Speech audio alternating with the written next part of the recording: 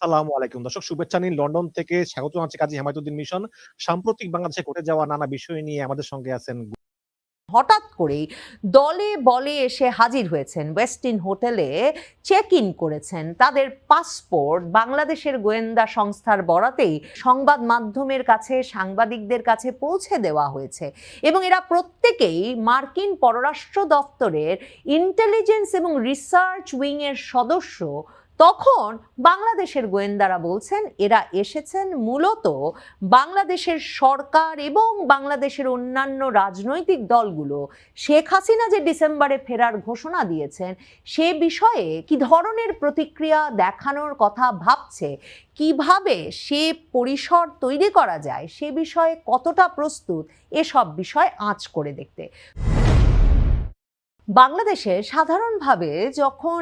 এক ধরনের কি ঘটতে যাচ্ছে, কি হবে এমন একটা শঙ্কা কাজ করে, মানে দেশের রাজনৈতিক পরিস্থিতিটা ঠিক স্থিতিশীল অবস্থায় থাকে না, তখন সাংবাদিকদের কাছে সেই একটা অনিশ্চিত পরিস্থিতির বার্তা যেসব বিষয় খুব স্পষ্টভাবে নিয়ে আসে তার মধ্যে একটা হচ্ছে যে বাংলাদেশের গোয়েন্দা সংস্থাগুলো খুব সক্রিয় যোগাযোগ রাখা শুরু করে বিভিন্ন সংবাদ মাধ্যমের সঙ্গে, সাংবাদিকদের সঙ্গে, এবং দেশে কি ঘটছে, কেন ঘটছে সেসব খবর যখন মূলধারার সংবাদ মাধ্যমে প্রকাশ করা যায় না, অন্তত যাতে সাংবাদিকরা সেটা জানেন, সংবাদ মাধ্যমগুলো সেটা জানেন, কোনো সূত্রে সেটা প্রকাশ করে দিতে পারেন, সে বিষয়ে এক রকমের আস্থা রেখে সম্ভবত গোয়েন্দা সংস্থাগুলোর কোনো পক্ষ কিংবা গোয়েন্দা সংস্থাগুলোই প্রাতিষ্ঠানিকভাবে সিদ্ধান্ত নিয়ে নানা রকম খবরাখবর সংবাদ মাধ্যমের কাছে পেশ করতে থাকে। যেমন 2024-এর 3রা আগস্ট ওই যে ওয়াকারুজ্জামানের সেই দরবারটার খবর, যে দরবারে তিনি গান গেয়ে উঠেছিলেন যে আরেকটু কাঁদালে উড়াল দেব আকাশে, কিংবা যেই দরবারেই সিদ্ধান্ত হয়েছিল শেখ হাসিনা সরকারের সঙ্গে আর বাংলাদেশ সেনাবাহিনী থাকবে না, সেই দরবারের সকল সংলাপ, গান, পুঙ্খানুপুঙ্খ মন্তব্য কিন্তু সংবাদ মাধ্যমের কাছে, সাংবাদিকদের কাছে নানাভাবে পৌঁছে দিয়েছিলেন তখনই গোয়েন্দা সংস্থাগুলোর কর্মকর্তারা। ঠিক সেভাবেই এখনো নানা রকম খুবই আগ্রহোদ্দীপক, কৌতূহল জাগানিয়া খবরাখবর বাংলাদেশের গোয়েন্দা সংস্থাগুলোর তরফে সংবাদ মাধ্যম, দেশি বিদেশি সাংবাদিকদের কাছে এখন পৌঁছে দেওয়া হচ্ছে। সম্প্রতি যে খবরটা নিয়ে বাংলাদেশের গোয়েন্দা সংস্থাগুলো উদ্বিগ্ন হয়ে উঠছে বা কৌতূহলী হয়ে উঠেছে সেটা হচ্ছে ঢাকা শহরে হঠাৎ করেই মার্কিন গোয়েন্দাদের তৎপরতা অত্যন্ত বেড়ে গেছে। মার্কিন গোয়েন্দা দায়িত্বপ্রাপ্ত বিভিন্ন কর্মকর্তারা বাংলাদেশে, ঢাকায় এসে হোটেলে চেক ইন করছেন।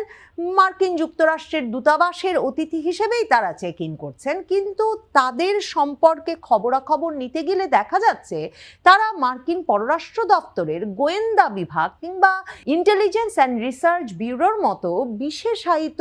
একটা শাখার সদস্য বটে। এ ধরনের গোয়েন্দারা, যাদেরকে সরাসরিভাবেই ডিপ স্টেটের খুবই মুখ্য ভূমিকা পালনকারী হিসেবে অভিহিত করা যেতে পারে, এরা যখন ঢাকা শহরে বা বাংলাদেশে যখনই খুব ঘন ঘন আসা যাওয়া করেছেন তখনই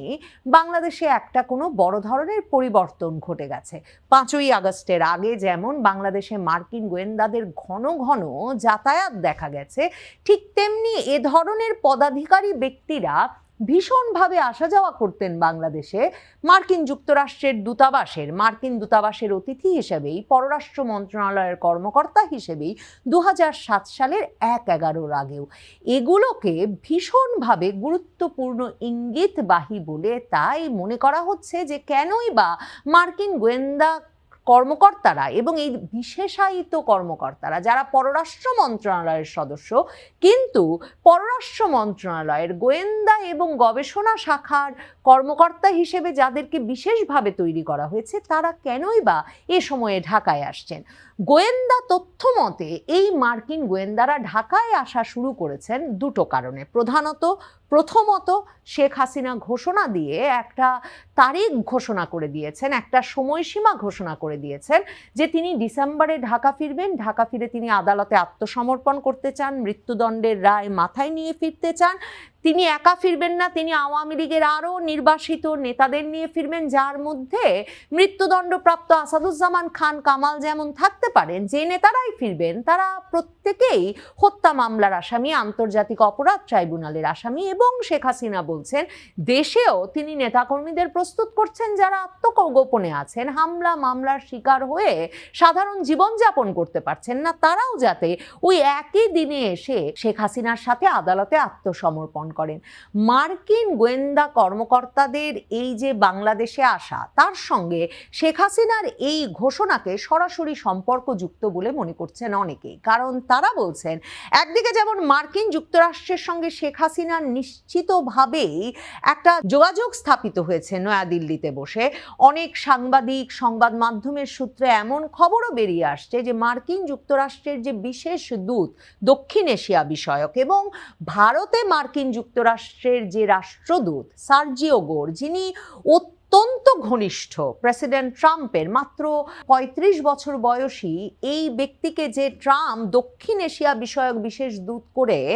ভারতে পাঠিয়েছেন, তার প্রধান কারণ হিসেবেই তখন থেকেই মার্কিন যুক্তরাষ্ট্রের পত্রপত্রিকাগুলো, ভারতের পত্রপত্রিকাগুলো লিখছিল যে ট্রাম্প যাতে নিজে সরাসরি এক ফোনের দূরত্বে এমন একজনকে রেখে ভারত এবং দক্ষিণ এশিয়ার বিষয়টি দেখভাল করতে পারেন,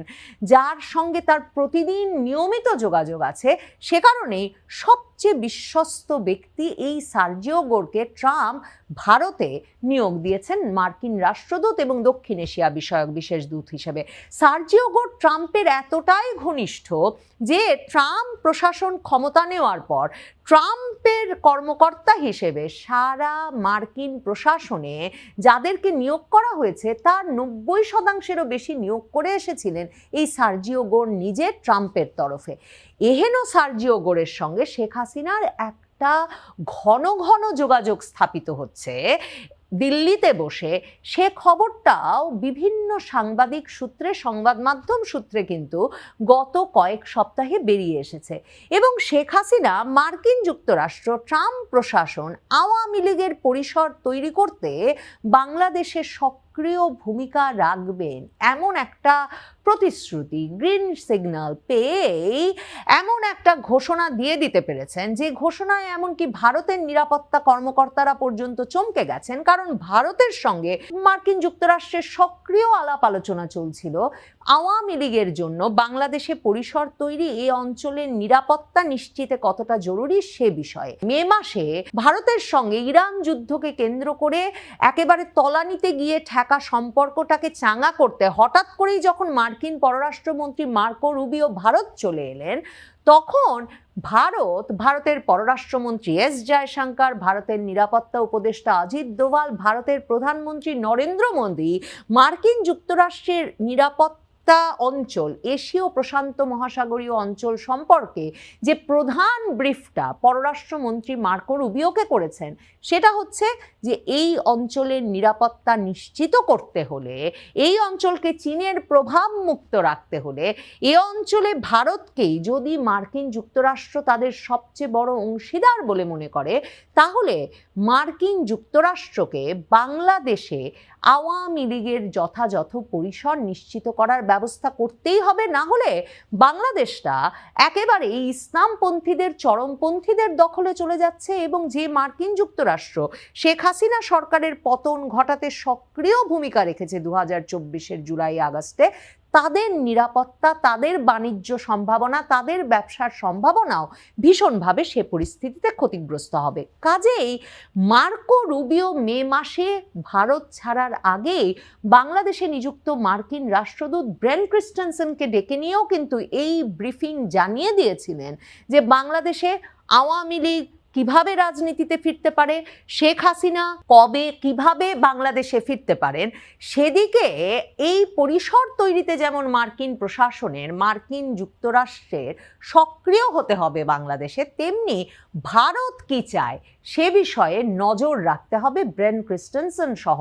বাংলাদেশে নিযুক্ত মার্কিন প্রশাসনকেও। সে কারণেই কিন্তু ভারতের রাষ্ট্রদূত হিসেবে দীনেশ ত্রিবেদী দায়িত্ব নেওয়ার পরপরই ওই যে ট্রাম্প ঘনিষ্ঠ দক্ষিণ এশিয়ার বিশেষ দূত সার্জিও গোর রীতিমতো সামাজিক যোগাযোগ মাধ্যমে স্ট্যাটাস দিয়ে বলেছেন তিনি বাংলাদেশে নিযুক্ত ভারতের রাষ্ট্রদূত দীনেশ ত্রিবেদীর সঙ্গে ঘনিষ্ঠভাবে কাজ করতে আগ্রহী এবং সেদিকে সেই সম্ভাবনার দিকেই তিনি চেয়ে আছেন। এ অবস্থায় মার্কিন গোয়েন্দারা যখন বাংলাদেশে ঘন ঘন আসা যাওয়া শুরু করেছেন, হঠাৎ করেই দলে বলে এসে হাজির হয়েছেন, ওয়েস্টিন হোটেলে চেক ইন করেছেন, তাদের পাসপোর্ট বাংলাদেশের গোয়েন্দা সংস্থার বরাতেই সংবাদ মাধ্যমের কাছে, সাংবাদিকদের কাছে পৌঁছে দেওয়া হয়েছে এবং এরা প্রত্যেকেই মার্কিন পররাষ্ট্র দপ্তরের ইন্টেলিজেন্স এবং রিসার্চ উইংয়ের সদস্য। তখন বাংলাদেশের গোয়েন্দারা বলছেন এরা এসেছেন মূলত বাংলাদেশের সরকার এবং বাংলাদেশের অন্যান্য রাজনৈতিক দলগুলো শেখ হাসিনা যে ডিসেম্বরে ফেরার ঘোষণা দিয়েছেন সে বিষয়ে কি ধরনের প্রতিক্রিয়া দেখানোর কথা ভাবছে, কিভাবে সে পরিসর তৈরি করা যায়, সে বিষয়ে কতটা প্রস্তুত, এসব বিষয় আঁচ করে দেখতে। এবং দ্বিতীয়ত, যদি বাংলাদেশের বর্তমান ক্ষমতাসীন দল কিংবা ক্ষমতার কেন্দ্রে থাকা রাজনৈতিক দল জামায়াতে ইসলামী, জাতীয় নাগরিক পার্টির সঙ্গে তাদের এসব আলোচনায় তারা আঁচ করতে পারেন যে এই দলগুলো প্রস্তুত নয় কিছুতেই আওয়ামী লীগকে রাজনীতিতে ফিরিয়ে আনতে বা বাংলাদেশের এই কোটি কোটি মানুষের সংগঠনটিকে বাংলাদেশের রাজনৈতিক প্রক্রিয়ায় অন্তর্ভুক্ত করে বাংলাদেশের রাজনীতিতে, সমাজে একটা স্থিতিশীলতা ফিরিয়ে আনতে, যেটা মার্কিন বাণিজ্য সম্ভাবনা থেকে শুরু করে মার্কিন যুক্তরাষ্ট্রের বাংলাদেশের প্রতি আগ্রহকে স্থিতিশীল করতেও ভূমিকা রাখবে। তাহলে এই দলটি হচ্ছে সেই দলটি যারা মার্কিন পররাষ্ট্র দপ্তরের পক্ষে এমনকি বিকল্প খোঁজার কাজ শুরু করতে পারবেন। একটা খুব বিখ্যাত বই আছে মার্কিন গোয়েন্দা সংস্থা, মার্কিন গোয়েন্দা ব্যবস্থা কিভাবে কাজ করে সে প্রসঙ্গে। জেফ্রি রিচেলসনের লেখা ইউএস ইন্টেলিজেন্স কমিউনিটি নামের সেই বইটা পড়লে পরিষ্কার জানা যায় যে যেই কর্মকর্তারা এসে ওয়েস্টিনে একের পর এক চেক ইন করছেন, যেই কর্মকর্তারা বাংলাদেশে বিভিন্ন পক্ষের সঙ্গে যোগাযোগের জন্য হঠাৎ করেই ঢাকায় উপস্থিত হয়েছেন এবং যারা খুব সক্রিয় হয়ে উঠেছেন, তারা মার্কিন পররাষ্ট্র দপ্তরের গোয়েন্দা এবং গবেষণা শাখা ইন্টেলিজেন্স এবং রিসার্চ উইংয়ের সদস্য। এই ডিপ্লোম্যাটরা, এই কূটনীতিকরা কিন্তু পররাষ্ট্র দপ্তরের অন্য কূটনীতিকদের মতো নয়। জেফ্রি রিচেলসন ইউএস ইন্টেলিজেন্স কমিউনিটি বইতে বলছেন এদেরকে উলফ ডিপ্লোম্যাট বা নেকড়ে কূটনীতিবিদ হিসেবে তৈরি করা হয়। এরা মূলত বিভিন্ন দেশে গিয়ে রেজিম চেঞ্জ, ক্ষমতার পালাবদল ঘটানো থেকে শুরু করে বিভিন্ন পক্ষের মধ্যে মিত্র তৈরি করা, মিত্র না পাওয়া গেলে এক এক পক্ষের সঙ্গে আরেক পক্ষের শত্রুতা তৈরি, বিভিন্ন পটভূমি তৈরিতে এবং মার্কিন যুক্তরাষ্ট্রের জন্য প্রয়োজনীয় বিকল্প খুঁজতে সবসময় মুখ্য ভূমিকা পালন করে বিভিন্ন দেশে। এরকম যখন একটা পরিস্থিতি, এমনকি রাষ্ট্রের বিভিন্ন প্রতিষ্ঠান, সুশীল সমাজের প্রতিনিধি, সেনাবাহিনী, আইন শৃঙ্খলা রক্ষাকারী বাহিনী, এসব বিভিন্ন জায়গাতেও এরা তাদের স্বার্থ রক্ষায় মিত্র তৈরিতে মুখ্য ভূমিকা পালন করে। বাংলাদেশে এমন একটা সময়ে তাদের আসা তাই নিশ্চিতভাবেই কোনো একটা পট পরিবর্তনের জন্য, সেটা আওয়ামী লীগের জন্য পরিসর তৈরিতেই শেষ হবে নাকি আসলে সরকার বদল ঘটিয়ে ফেলতে হবে মার্কিন যুক্তরাষ্ট্রকে এখন তাদের উদ্দেশ্য পূরণে, মানে ভারত বাংলাদেশে যা চায় সে বিষয়টাতে মার্কিন যুক্তরাষ্ট্র নজর দেবে, তাদের ইন্দো প্রশান্ত মহাসাগরীয় অঞ্চলকে ভারতের নেতৃত্বে, ভারতকেই সবচেয়ে বড় কৌশলগত অংশীদার হিসেবে স্বীকার করে নিয়ে তারা আরো নিরাপদ করবে। এই স্ট্র্যাটেজিতে চলে তারা এখানে ভারতের একরকমের চাওয়া মতো কিংবা বাংলাদেশকে ইসলামপন্থীদের হাত থেকে রক্ষা করতে, চরমপন্থী গোষ্ঠীর হাত থেকে রক্ষা করে এখানে একটা স্থিতিশীল রাজনৈতিক পরিবেশ আনতে আওয়ামী লীগের জন্য রাজনৈতিক পরিসরেই তাদের অ্যাসাইনমেন্ট শেষ হবে নাকি তাদেরকে বিকল্প খুঁজতে হবে, সেটা মাত্র খতিয়ে দেখতে বাংলাদেশে মার্কিন গোয়েন্দাদের আনাগোনা বেড়েছে। তবে শেষ পর্যন্ত তাদের কি করতে হতে পারে, কতদূর যেতে হতে পারে, কোথায়, কখন, কিভাবে তারা বিকল্প খুঁজে পান, সেসব বলা মুশকিল। তবে মার্কিন গোয়েন্দাদের এ আনাগোনা এর আগে যতবার বাংলাদেশে ঘটেছে, কোনোবারই পরিস্থিতিটা ঠিক যেমন ছিল তেমন থেকে যায়নি বা তেমনভাবে রক্ষা করা সম্ভব হয়নি বলেই বাংলাদেশের গোয়েন্দারা জানাচ্ছেন।